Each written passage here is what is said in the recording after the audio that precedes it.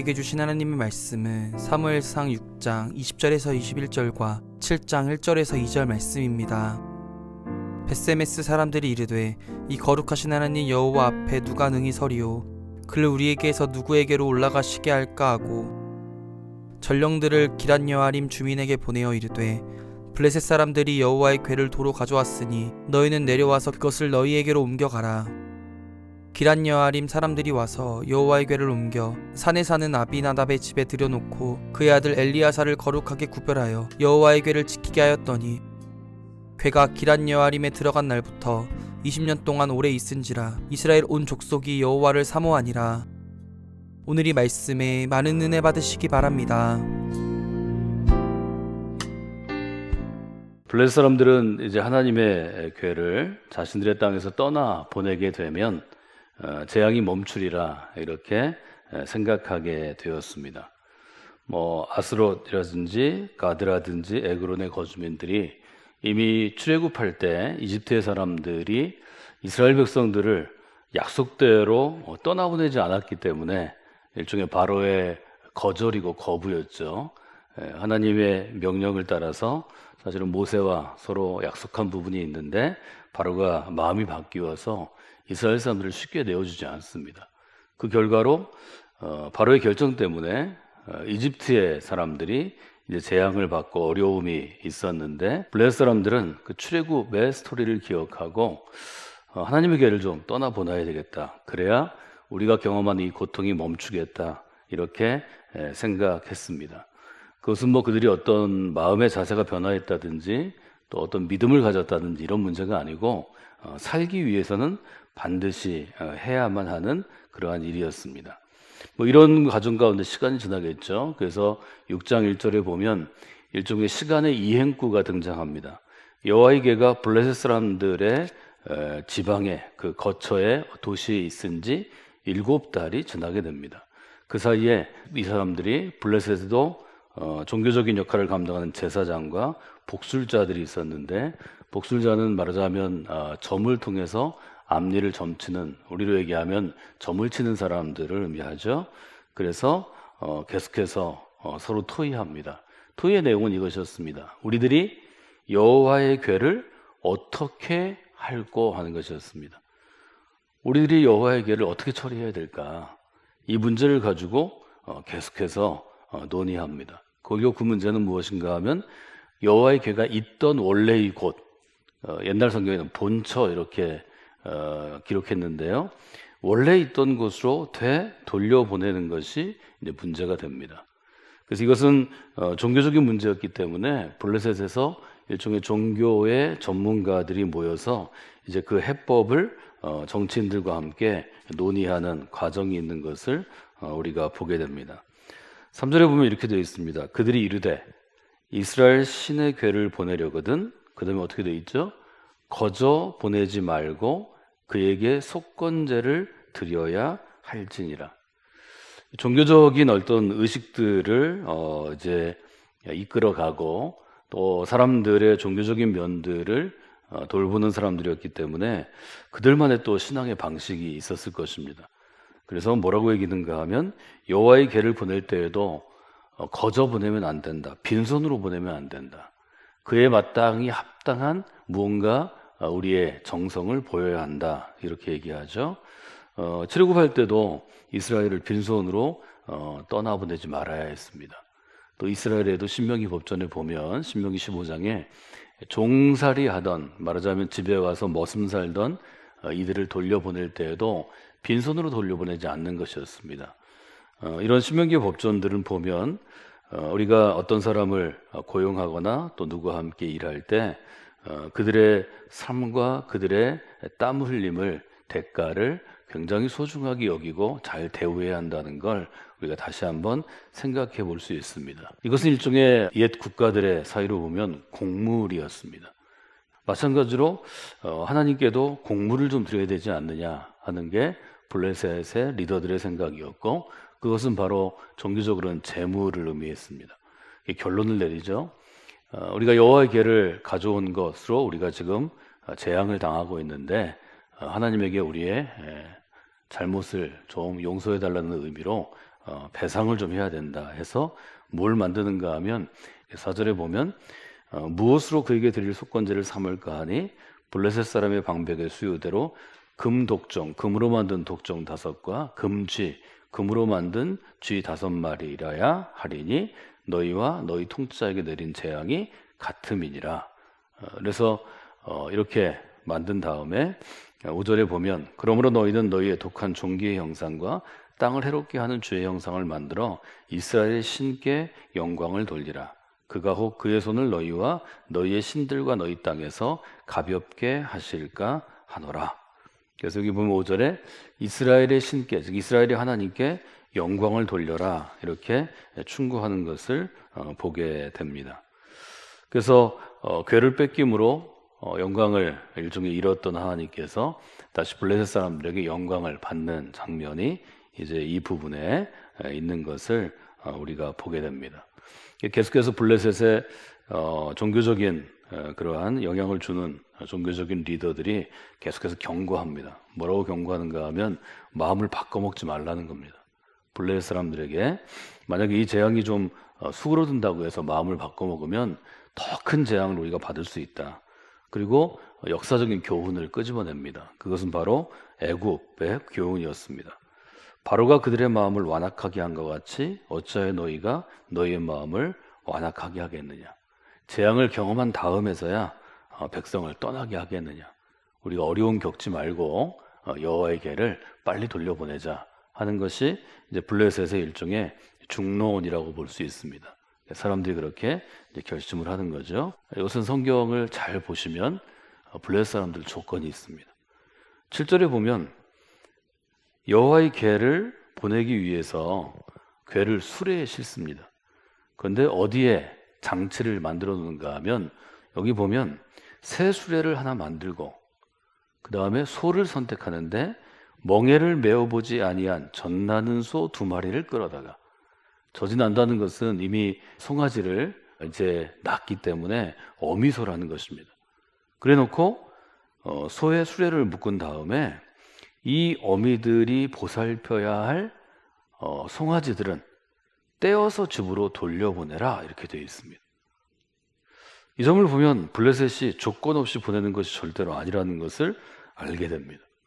블레셋 사람들은 뭘 원하냐면 사람이 여호와의 궤를 끌고 가서 이스라엘 전해주지 않습니다. 알아서 가라는 것입니다. 알아서 가는데 알아서 가지 못하도록 수레를 끄는 소의 장치를 하는 거죠. 여러분 이제 갓 태어난 송아지를 낳은 어미소가 송아지에게 젖을 먹이고 여러분이 아는 것처럼 아주 특별한 관계가 사실은 소를 키울 때 보면 있습니다. 송아지가 어릴 때에는 여물을 주는 주인도 그 가까이 가면 어미소가 딱 방어합니다. 큰일 납니다. 그런데 떼어지지 않는 젖먹이들을 떼어놓고 이 송아지가 있는데도 불구하고 젖소가 이스라엘로 갈 것인가? 사실 불가능한 일이죠. 이 소들은 송아지가 있는 곳을 찾아갈 것입니다. 자기 새끼를 찾아가는 어미의 본능이 있는 것입니다. 이렇게 놓고 9절에 보면 여호와의 궤를 보낸 다음에 보고 있다가 9절이 그렇게 시작합니다.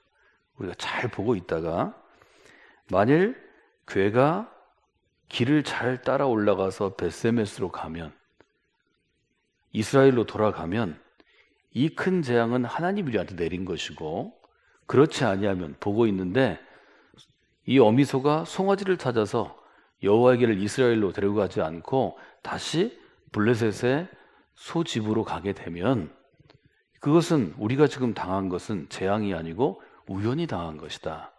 이렇게 아주 얘기합니다. 블레셋 사람 입장에서 보면 굉장히 지혜로운 제안이 아닌가요? 여호와의 궤를 전쟁을 통해서 빼앗아 왔는데 그냥 주긴 아깝잖아요. 아까우니까 주기는 주는데 돌려보내기는 돌려보내는데 스스로 돌아갈 수 없을 장치를 사실 한 것입니다.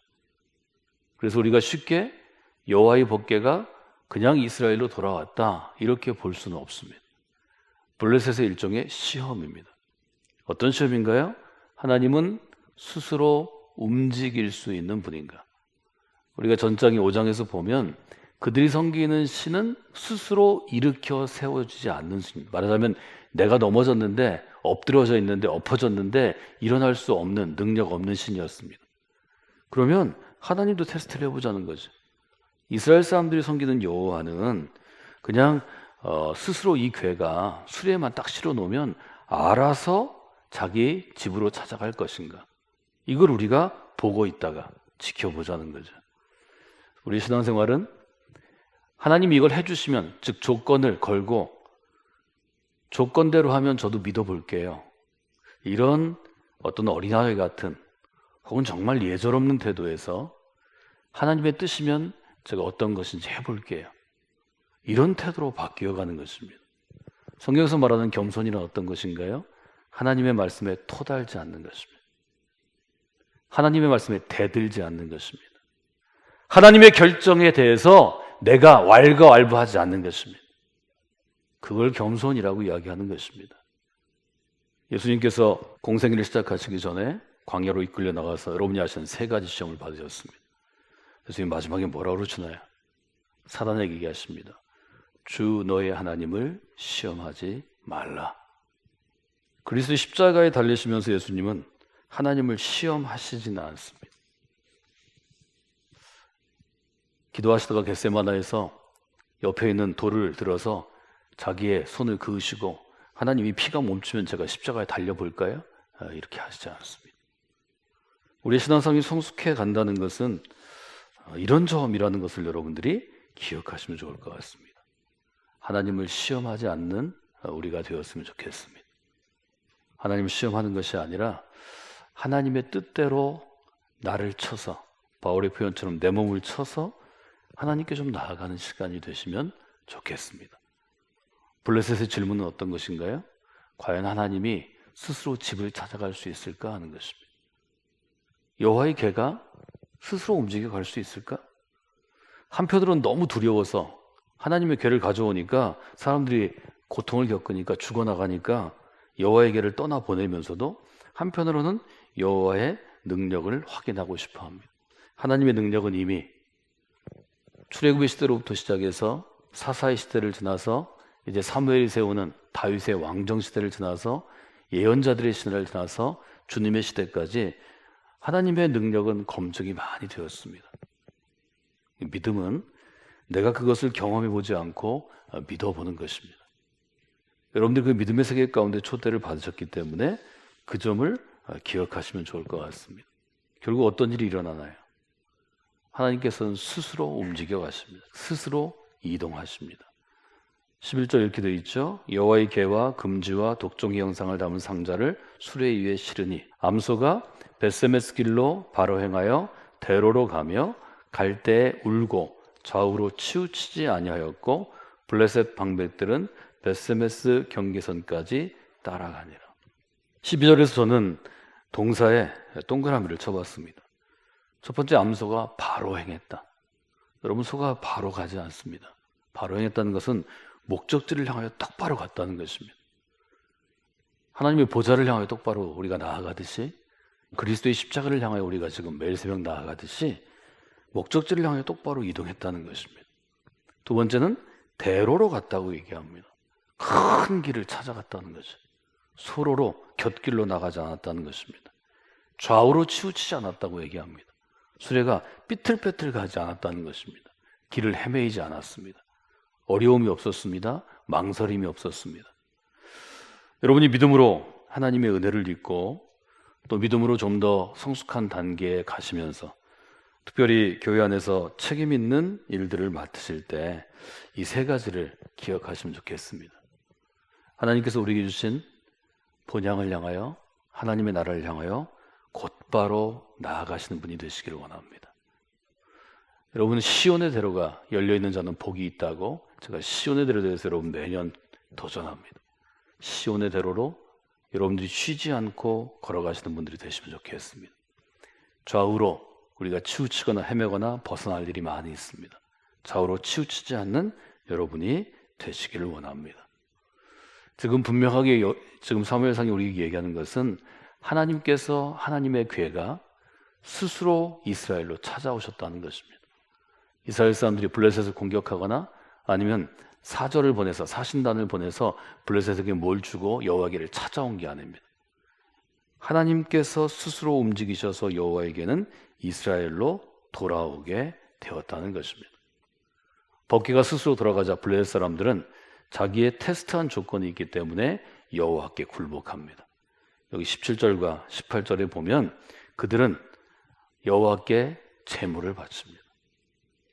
여호와가 실제로 능력 있는 분이고 능력 있는 하나님이기 때문에 제물을 바치고 돌을 놓죠. 그래서 18절에 보면 마지막 그 돌은 벳세메스 사람 여호수아의 밭에 오늘까지 있더라 되어 있습니다. 이제 하나님의 개는 이스라엘로 집으로 다시 찾아옵니다. 여기도 하나의 사건이 일어나는데 그것은 사고가 발생하는 것입니다. 하나님의 개를 신중하고 주의 깊게 다루어야 했는데 법궤가 도착했을 때 호기심 때문에 궤 안을 들여다보아서 70명이 목숨을 잃게 되었다고 성경은 기록합니다. 이 똑같은 어려움을 블레셋 사람들이 겪고 그 다음에 벳세메스의 사람이 겪은 다음에 20절에 보면 벳세메스 사람들이 얘기합니다. 20절 같이 읽어볼까요? 벳세메스 사람들이 이르되 이 거룩하신 하나님 여호와 앞에 누가 능히 서리요 그를 우리에게서 누구에게로 올라가시게 할까 하고 사무엘상 6장에서 이제 7장으로 넘어가는데요. 벳세메스 사람들이 기랏 여야림으로 여호와에게를 보내게 됩니다. 그리고 7장 2절에 보면 궤가 기랏 여야림에 들어간 날부터 20년 동안 오래 있은지라 이스라엘의 온 족속이 여호와를 사모하니라. 이렇게 여호와의 궤가 이동한 이야기가 마무리됩니다. 6장과 7장이 이어지는 여기까지 6장에서 여호와의 법궤 이야기에서 제일 중요한 것은 어떤 것인가요? 바로 20절에 있는 이 질문입니다. 과연 누가 거룩하신 여호와 앞에 능히 설 수 있겠는가입니다. 이것은 사실은 모세가 품은 의문이었습니다. 어떻게 제가 거룩하신 여호와 앞에 설 수 있을까요? 이것은 여호수아가 갖고 있던 질문이기도 했습니다. 과연 누가 거룩하신 여호와 앞에 설 수 있겠습니까? 성경은 자기의 노력으로 여호와 앞에 설 수 있는 사람은 없다고 분명하게 선언합니다. 내 노력과 내 선행과 내 업적을 가지고는 여호와 앞에 설 수 없다는 것입니다. 하나님이 허락하실 때 가능한 것입니다. 우리가 그리스도의 십자가 고난을 마음 가운데 두는 것은 저 십자가의 고난의 길을 통과해서 우리가 하나님 앞에 설 수 있는 하나님의 자녀의 자격을 얻기 때문입니다. 우리 모두에게는 그리스도의 십자가 고난으로 인해서 그 자격이 주어졌습니다. 여러분들이 하나님 앞에 설 수 있는 귀한 분들이 되셨습니다. 그 하나님 앞에서 하나님께서 우리에게 주신 인생의 길을 따라서 여러분들이 매일 한 걸음 한 걸음 나아가시면 좋겠습니다. 우리가 법궤 이야기를 통해서 우리가 배울 수 있는 것은 이스라엘이 선택을 받은 민족이지만 하나님을 마음대로 조종할 수는 없다는 것입니다. 그래서 하나님을 이용하지 말라 하는 교훈을 우리가 배우게 되었습니다. 오늘 우리가 거룩하신 하나님 앞에 과연 누가 설 수 있겠는가? 이 질문을 가지고 하나님께서 우리에게 주신 이 믿음의 길이 하나님 앞에 서는 길이고 또 하나님께서 우리에게 주신 특권이기도 하고 또 우리가 부족하고 연약하고 또 실수하고 많은 잘못들을 저지르지만 그리스도 십자가 구원의 은총으로 그 길을 갈 수 있다는 것을 여러분이 마음 가운데 두시고 하나님 앞에 나아가시는 귀한 하루가 되시면 좋겠습니다.